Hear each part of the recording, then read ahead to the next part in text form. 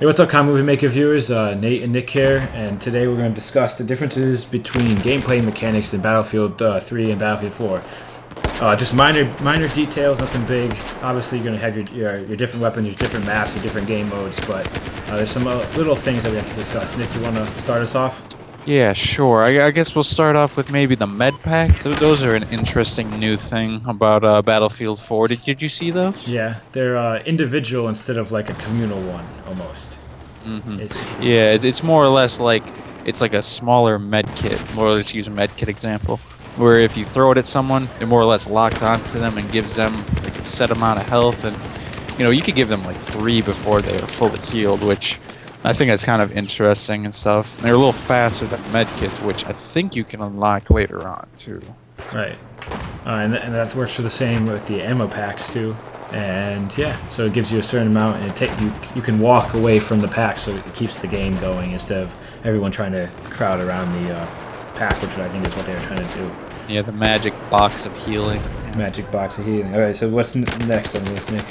Oh, how about controller layout? Oh boy, that's interesting in itself. Yeah, so I'm playing with the an Xbox controller on the PC, and I guess this works for everyone playing on the Xbox and the PS3 for controller-wise.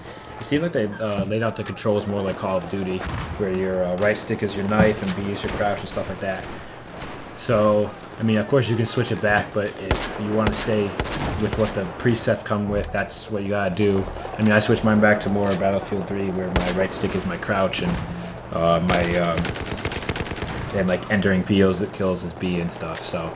Yeah, well, I have to say though, it is kind of weird with the vehicles too, just because I think it was you had to hit right trigger to move them forward, and now it's just you just push them forward, and that's kind of confusing when you first get an air vehicle and you have to do that because you're not used to it. So right. So I would advise changing that if you played Battlefield 3 quite a bit. Helicopter pilots need training.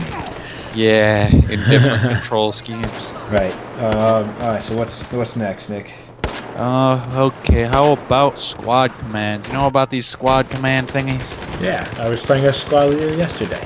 Huh? Were you? So what you basically do is you hit whatever the squad button is. Mine is right bumper, and you can mark a target for your squad, like a point that you go and capture or defend, and it gives you a bunch of extra points for actually like following your squad leader's commands.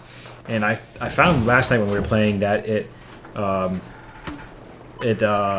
continues to keep that squad together instead of everyone running in different directions.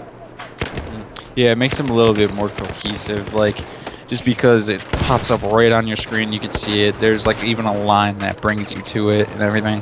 Right. Oh, that's just good. So yeah, I thought that made it a lot more intense gameplay, and then instead of like you running into like 5 people by yourselves.